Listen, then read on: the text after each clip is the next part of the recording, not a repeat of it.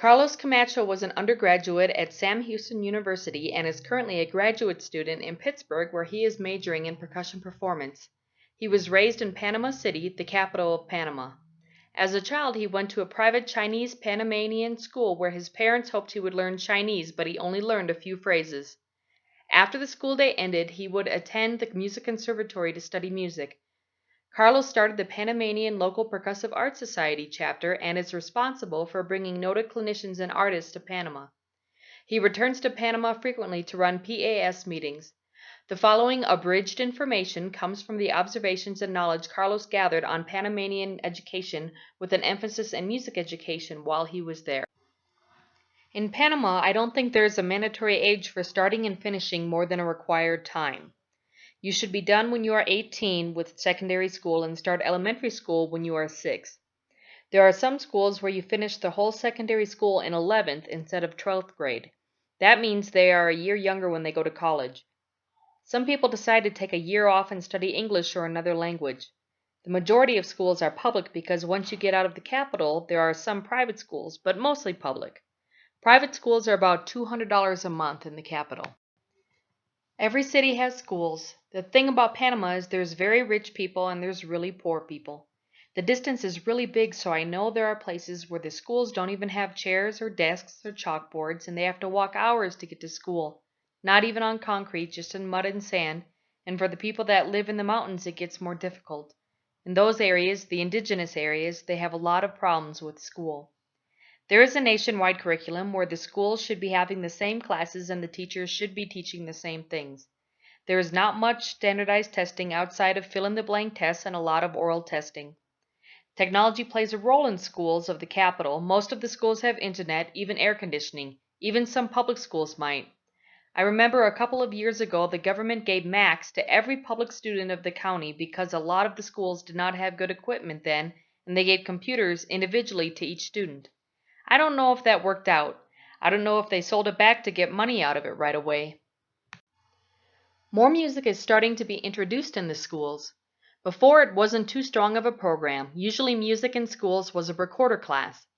In my school, when I was there, we just got music through elementary school with no music at all in the middle school and high school. Some schools are different and they have music all the way through. A couple of schools have a teacher for each instrument. That's a special case. Usually all of the schools have just a recorder class and that's about it. I remember there is one school that is an art school. You can major in music while in high school. So people that want to do music a little more seriously, they need to find a place like an academy or music store for private instruction.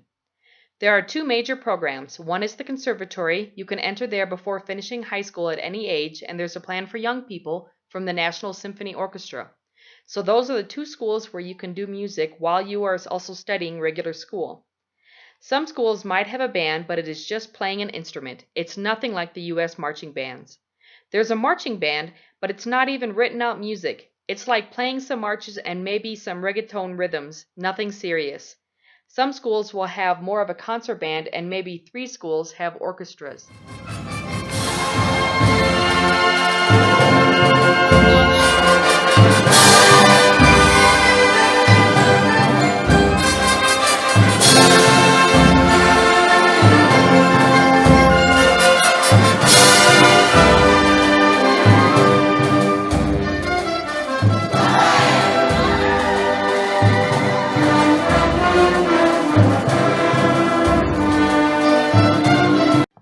The conservatory is a public institution, so it is cheap. Children can go from 2:30 to 7 p.m. I know there are some scholarships in the conservatory, but I remember paying to the tune of $25 a semester. So there is no reason why you should have a scholarship unless you really needed it. There is no audition for the conservatory. Pretty much everyone gets in. Instruments are provided by the school unless you can afford to buy it and are sure that you want to do music. Now this past government, they gave a lot of donations to public schools and they bought a lot of instruments for the schools. There was a lady that was the Prime Minister of Education, and some musicians had a lot of contact with her. That's how they tried to do El Sistema, trying to emulate that program. That's why I say, for this coming government, I don't know exactly if the relationship will be happening. I know they were trying to do a City of the Arts, a place for the National Symphony, Art School, and National Ballet. So I know they are still doing things with the arts, but basically all of this improvement was because this lady was interested in music.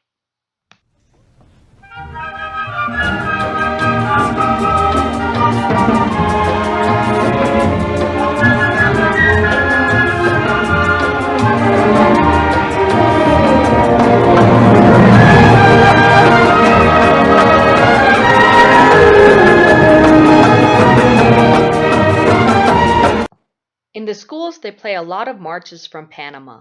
There are a lot of arrangements that the teachers have done themselves, or Panamanian folk music and some Western music for band, but nothing big like Persichetti or Husa.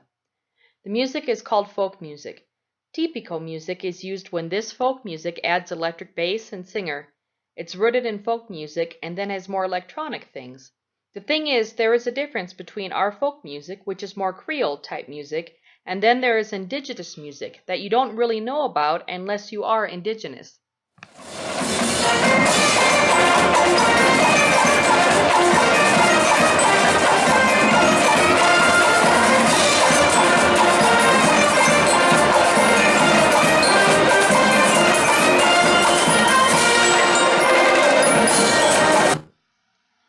Tribes are very reserved. A couple of the tribes are more into society. You see them around the city. That's not separation. Everybody is fine with everybody. It's not racism. They are just really reserved.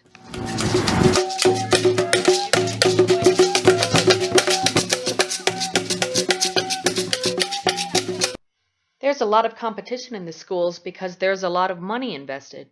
There are parade competitions. When each school has their fair, like homecoming, they have band competitions.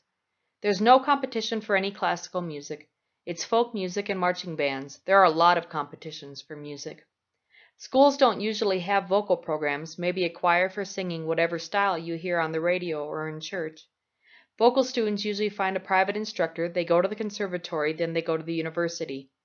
There are a lot of competitions like American Idol and they go on TV. They have competitions like that all year long for dancing, for singing, for adults and for kids. The marching bands try to be the United States, but they just see YouTube videos. They don't know how the program works. They don't know they need to have techs or private teachers for instruments. They just started copying cadences. When that movie Drumline was out, they really thought you don't have to read music like the guy in the movie. So I would say that it is a negative influence because people that are trained in the United States don't work in these bands.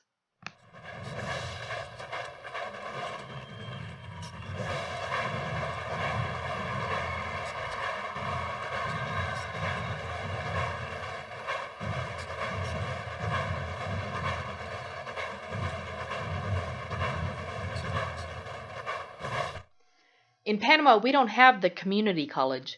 It is just universities that are smaller and bigger. You might go to a small university because you liked it or because you didn't get into anywhere bigger, but it's just called university.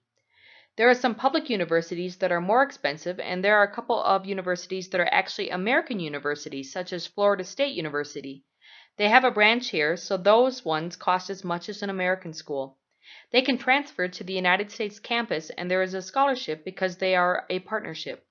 Just people that can afford it go to these American schools, and then the other ones are private schools. They are still expensive.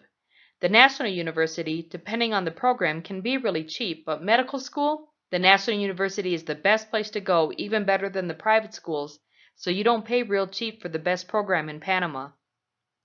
There is no doctoral program for music, but I don't know about other areas. There's just a generic master's program, not even on an instrument. I think it's a master's in music. To be a music teacher, I think you just need a bachelor's of music. That's enough for teaching in schools. In the university or conservatory, it is more competitive because there are more trained positions for teaching in the university. You will probably need a master's or even now sometimes a doctorate, unless it is an instrument that is lacking professionals or teachers here. I remember in my school, the music teacher wasn't even a music major. He didn't major in music or anything. He played guitar in his church. In my case, it's a little bit easier because of the fact there are not many percussionists.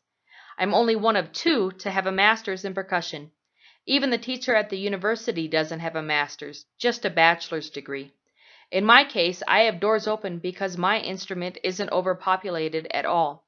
We barely have people that play classical percussion. Conga guys and timbale guys, that's something else. It can be tough. People that play oboe or guitar, for example, the guitar is a very good program here in Panama. They have a lot of really good students, even better than the people I know in the United States, but they can't get jobs. They'll go and play a bolero in a restaurant, or they have a little guitar studio. There's a myth saying that you can't do anything in Panama because there are no jobs, but it really isn't true. There are some things. It's just this is a small country and there are not that many.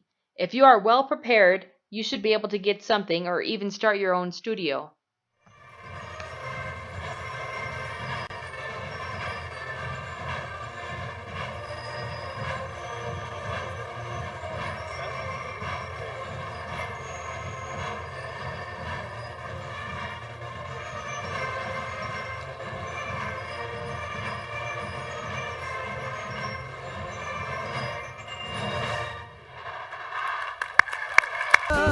Lo que yo canto, canto de corazón. Panama has a strong jazz program because a really famous player called Danilo Perez is from Panama, and he was playing with Dizzy Gillespie when he was 18. He was kind of a prodigy. He teaches currently at the New England Conservatory, and he tours with Wayne Shorter. He's a big guy. So he started a jazz festival about a decade ago, and this festival has been growing and motivated people for jazz. He currently has a foundation and offers lessons. During the festival, lots of people come here. He also has students of his teaching younger people, and they play instruments pretty well. You can see technique you didn't see before. Thank you, Carlos, for this valuable information on music education in Panama.